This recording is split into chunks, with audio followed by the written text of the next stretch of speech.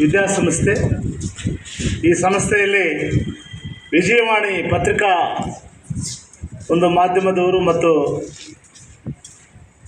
ಸ್ವಾಮಿ ವಿವೇಕಾನಂದರವರ ವಿಚಾರದ ಬಗ್ಗೆ ಒಂದು ಪ್ರಬಂಧ ಸ್ಪರ್ಧೆಯನ್ನು ಆಯೋಜನೆ ಮಾಡಿರ್ತಕ್ಕಂಥದ್ದು ತುಂಬ ಒಂದು ಆದರ್ಶ ಕಾರ್ಯಕ್ರಮ. ಇಂಥ ಕಾರ್ಯಕ್ರಮಗಳು ಇಡೀ ರಾಜ್ಯಾದ್ಯಂತ ನಡೆದರೆ ತುಂಬ ಒಳ್ಳೆಯದು. ಮುಂದಿನ ದಿನಗಳಲ್ಲಿ ನಾವು ಇಂಥ ಕಾರ್ಯಕ್ರಮಗಳನ್ನು ತುಂಬ ನಿರೀಕ್ಷಣೆ ಮಾಡ್ತಾ ಇರ್ತೀವಿ. ಯಾಕಂತ ಹೇಳಿದ್ರೆ ಇದೊಂದು ಆದರ್ಶ ಕಾರ್ಯಕ್ರಮ. ಅಪ್ಪಾಜಿಗೌಡರು ಮತ್ತು ಅವರ ತಂಡ ಈ ಒಂದು ಕಾರ್ಯಕ್ರಮವನ್ನು ಆಯೋಜನೆ ಮಾಡಿರ್ತಕ್ಕಂಥದ್ದನ್ನು ಸ್ಮರಿಸ್ತಾ, ಈ ಕಾರ್ಯಕ್ರಮಕ್ಕೆ ಮುಖ್ಯವಾಗಿ ಗಣ್ಯ ವ್ಯಕ್ತಿಗಳಲ್ಲಿ ಉಪಸ್ಥಿತರಿರುವ ಶ್ರೀಮತಿ ಗೀತಾ ಮೇಡಮ್ ತಹಸೀಲ್ದಾರರು ಮತ್ತು ಸಮಸ್ತ ವೇದಿಕೆಯಲ್ಲಿರ್ತಕ್ಕಂಥ ಎಲ್ಲರೂ ಕೂಡ ಈ ಸುಸಂದರ್ಭದಲ್ಲಿ ನಾನು ಗೌರವಿಸ್ತಾ, ಸ್ವಾಮಿ ವಿವೇಕಾನಂದರವರ ವಿಚಾರಗಳು ಸಾಗರದಷ್ಟಿದ್ದಾವೆ. ಆದರೆ ಅದರಲ್ಲಿ ನಾವು ಎಲ್ಲೋ ಒಂದು ಕಡೆ ಸಣ್ಣದಾಗಿ ಒಂದು ಲೋಡ್ ಮರಳು ಅಂದರೆ ಒಂದು ಮರಳು ಹೊಡೆದ್ರೆ ಅದರಲ್ಲಿ ಒಂದು ಕಣಷ್ಟು ತಿಳ್ಕೊಳ್ಳೋಕ್ಕೆ ಪ್ರಯತ್ನ ಮಾಡ್ತಾ ಇದ್ವಿ ಅಷ್ಟೇ, ಜಾಸ್ತಿ ತಿಳ್ಕೊಳ್ಳೋಕ್ಕಾಗ್ತಾ ಇಲ್ಲ. ಯಾಕಂತ ಹೇಳಿದ್ರೆ ಸಾಗರಕ್ಕೆ ಹೋಲಿಸಿದ್ದೀವಿ ಸ್ವಾಮಿ ವಿವೇಕಾನಂದರವರ ವಿಚಾರಗಳನ್ನು. ವೇದಾಂತ, ತತ್ವಜ್ಞಾನಿ, ಒಳ್ಳೆ ಇಡೀ ವಿಶ್ವವೇ ಒಪ್ಪುವಂಥ ವ್ಯಕ್ತಿ. ಅವರ ಒಂದು ಬಾಲ್ಯ ಜೀವನದ ಒಂದು ಸಣ್ಣ ನೆನಪನ್ನು ನಿಮಗೆ ಈ ಸಂದರ್ಭದಲ್ಲಿ ಹೇಳಕ್ಕೆ ಇಷ್ಟಪಡ್ತೀನಿ. ತಾಯಿ ಭುವನೇಶ್ವರಿ, ತಂದೆ ವಿಶ್ವನಾಥ ದತ್ತ ವಕೀಲರಾಗಿದ್ದರು. ನಂತರ ಆದರೆ ನಾವು ಅವ್ರನ್ನೆಲ್ಲ ಊಹಿಸೋಕ್ಕಾಗಲ್ಲ ಬಿಡಿ. ಅದಕ್ಕಾಗಿ ನನ್ನ ಕರೆದರೋ ಏನೋ ಅನಿಸ್ತಾ ಇದೆ. ವಿಶ್ವನಾಥ ದತ್ತರ ಹೆಮ್ಮೆಯ ಪುತ್ರ ವಿವೇಕಾನಂದ. ಇವರ ಹೆಸರು ಬೇರೆ ಇನ್ನೊಂದಿದೆ, ಅದು ಹೇಳ್ತೀರಾ? ನರೇಂದ್ರ ಅಂತ. ಬಾಲ್ಯದಲ್ಲಿ ನರೇಂದ್ರ ಹೆಂಗಿದ್ದ ಅಂತ ಹೇಳಿದ್ರೆ, ತನ್ನ ಶಾಲೆಗೆ ಹೋಗುವ ವಯಸ್ಸಿನಲ್ಲಿ ನರೇಂದ್ರನಿಗೆ ಪಾಠದಲ್ಲಿ ನಿಮ್ಮ ಥರನೇ ಶಾಲೆಯಲ್ಲಿ ಒಂದು ಪಾಠ ಮಾಡುವಾಗ ನೋಡಿ, ದಾರಿಯಲ್ಲಿ ಒಂದು ಮರ ಇದೆ, ಆ ಮರದಲ್ಲಿ ದೆವ್ವ ಇದೆ ಅಂತೆ, ಆ ಮರದ ಕಡೆ ಯಾರು ಹೋಗಬಾರ್ದು, ನೋಡಬಾರ್ದು ಅಂತ ಯಾರೋ ಹೇಳಿದರು ಅಂತ. ಅದನ್ನು ಕೇಳಿಸ್ಕೊಂಡ ನರೇಂದ್ರ ತುಂಬ ಸ್ಫಟಿಕದಂಥ ಮನುಷ್ಯ, ಅಷ್ಟೇ ಒಳಪಿನಂಥ ವಜ್ರದಂಥ ಮನುಷ್ಯ, ತುಂಬ ಸೂಕ್ಷ್ಮ ಜೀವಿ. ಹೌದಾ, ದೆವ್ವ ಇದೆ ಅಂತ ಹೇಳ್ತಾ ಇದ್ದಾರಲ್ಲ, ಹೆಂಗಿರ್ತದೆ ಅದು ನೋಡಬೇಕು, ಹೇಗಿರ್ತದೆ ನೋಡಬೇಕು, ಅದನ್ನು ಪರೀಕ್ಷೆ ಮಾಡಲೇಬೇಕು ಅಂತ ಹೊರಟ. ಆದರೆ ಅದನ್ನು ಒಂದು ದಿವಸ ಮಧ್ಯರಾತ್ರಿಯಲ್ಲಿ ಅತ್ತಿಗೆ ಏನು ದೆವ್ವ ರಾತ್ರಿ ವೇಳೆಯಲ್ಲಿ ಇರ್ತದೆ ಅಂತ ಹೇಳಿದ್ರಲ್ಲ, ನೋಡಬೇಕು ಅಂತ ಹೋದ. ಯಾವುದನ್ನು ಪರಿಶೀಲಿಸಿ ಒಪ್ಕೊಳ್ಳೋ ಅಂಥ ಮನುಷ್ಯ, ಯಾವುದನ್ನು ಯಾರೋ ಹೇಳಿದ್ರು ಅಂತ ಒಪ್ಕೊಳ್ಳೋ ಅಂಥ ವ್ಯಕ್ತಿ ಅಲ್ಲ. ವಿದ್ಯಾರ್ಥಿ, ತನ್ನ ತಂದೆ ವಕೀಲ ವೃತ್ತಿ ಮಾಡೋರು, ತಾಯಿ ಭುವನೇಶ್ವರಿ, ತುಂಬ ಅವರ ಮನೆಯಲ್ಲಿ ತುಂಬ ಅಚ್ಚುಕಟ್ಟು, ತುಂಬ ದೈವ ಪೂಜೆಗಳು ತುಂಬ ಚೆನ್ನಾಗಿ ನಡೆಯುವಂಥ ಒಂದು ಕುಟುಂಬ. ಜಪ ತಪ್ಪುಗಳು ಅಂತ ಹೇಳ್ತೀವಲ್ಲ, ಇವೆಲ್ಲನೂ ಕೂಡ ತುಂಬ ತಾಯಿ ಮೈಗೂಡಿಸ್ಕೊಂಡಿದ್ದು ತಾಯಿ ಭುವನೇಶ್ವರಿ. ತುಂಬ ಸಂಸ್ಕಾರ ಭರಿತವಾದಂಥ ಒಂದು ಕುಟುಂಬ. ಇದನಿಗೆ ಒಳ್ಳೆ ವಸ್ತ್ರ ತಂದು ಕೊಟ್ಟಿದ್ರು, ಒಳ್ಳೆ ಪಂಚೆ. ಅವರಪ್ಪನ ಪಂಚೆ ಉಟ್ಕೊಂಡು ಇದನ್ನ ಆಟ ಆಡಕ್ಕೆ ಹೋಗಿದ್ದ.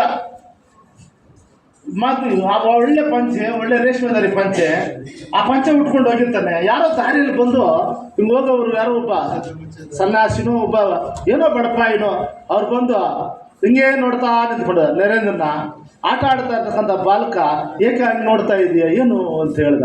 ಏನಿಲ್ಲ, ಪಂಚೆ ನೀನು ಕಟ್ಕೊಂಡ್ರೆ ಪಂಚೆ ಬೇಕು ಅಂತ ಕೇಳಿದ. ಆಗಿಂದ ಹಾಗೆ ಬಿಚ್ಚು ಕೊಟ್ಟುಬಿಟ್ಟ ಪಂಚೆನ.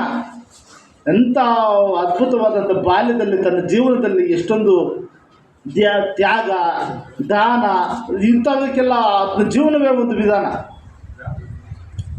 ತನ್ನ ತಂದೆ ಒಬ್ಬ ವಕೀಲನಾಗಿ ಅನೇಕ ಜನ ಕಕ್ಷಿದಾರರು ಬಂದಿರ್ತಾರೆ ಮನೆಗೆ. ಯಾಕಂತ ಹೇಳಿದ್ರೆ ನಿಮಗೆ ಕಥೆ ರೂಪದಲ್ಲಿ ಹೇಳಿದ್ರೆ ಚೆನ್ನಾಗಿ ಆಗೋದು, ನಾವೇನೋ ಹೇಳ್ಕೊಂಡು ಹೋದ್ರೆ ಚೆನ್ನಾಗಿರಲ್ಲ. ಇದು ಯಾಕಂದರೆ ಅವ್ರ ಜೀವನದಲ್ಲಿ ನಡೆದಿರ್ತಕ್ಕಂಥ ಘಟನೆಗಳು. ತಂದೆ ಸುತ್ತಲೂ ಬಂದು ಕಕ್ಷಿದಾರ ನಿಂತಿದ್ದಾರೆ, ಆವತ್ತಿನ ಕ್ಲೈಂಟ್ಗಳು, ಕೇಸ್ಗಳಿಗೋಸ್ಕರ. ಆಮೇಲೆ ನಿಮ್ಮ ಮಗ ಇವರೇನೋ, ನಮ್ಮ ಮಗ ನರೇಂದ್ರ ಆಯ್ತು ಅಂತ ನೋಡೋದಕ್ಕೆ ಆ ಕಣ್ಣುಗಳು, ಆ ಮುಖ, ಆ ಕ್ರಾಂತಿ ಮುಖದಲ್ಲಿ ಆ ತೇಜಸ್ಸು ತುಂಬಿ ತುಳುಕ್ತಾ ಇತ್ತು. ಮುಖ ನೋಡಿದ್ರೆ ಆ ಮುಖದಲ್ಲಿ ಅದು ತೇಜಿಸಿದೆ. ಏನು ಅಂತ ಹೇಳ್ಬಿಟ್ಟು ನಿಮ್ಮ ಮಗನ ಅಂತ ಹೇಳಿದಾಗ, ಸರಿ ನೀನು ಏನಪ್ಪ ಏನಾಗಬೇಕು ಅಂದ್ಕೊಂಡಿದ್ದೀಯಾ ಅಂತ ಅವ್ರು ಕೇಳ್ತಾರೆ. ಅವ್ರ ಅಪ್ಪನ ಕೇಳ್ತಾರೆ, ಏನು ಮಾಡ್ಬೇಕು ಅಂದ್ಕೊಂಡಿದ್ದಾರೆ ಈ ಹುಡುಗನ್ನ ಅಂತ. ಒಳ್ಳೆ ಇದು ಮಾಡಬೇಕು, IAS IPS ಈ ರೀತಿ ಹೇಳ್ತೀವಲ್ಲ ನಮ್ಮ ಮಕ್ಕಳ ಬಗ್ಗೆ, ಡಾಕ್ಟ್ರು ಇಂಜಿನಿಯರು ಏನನ್ನ ಹೇಳ್ತೀವಿ.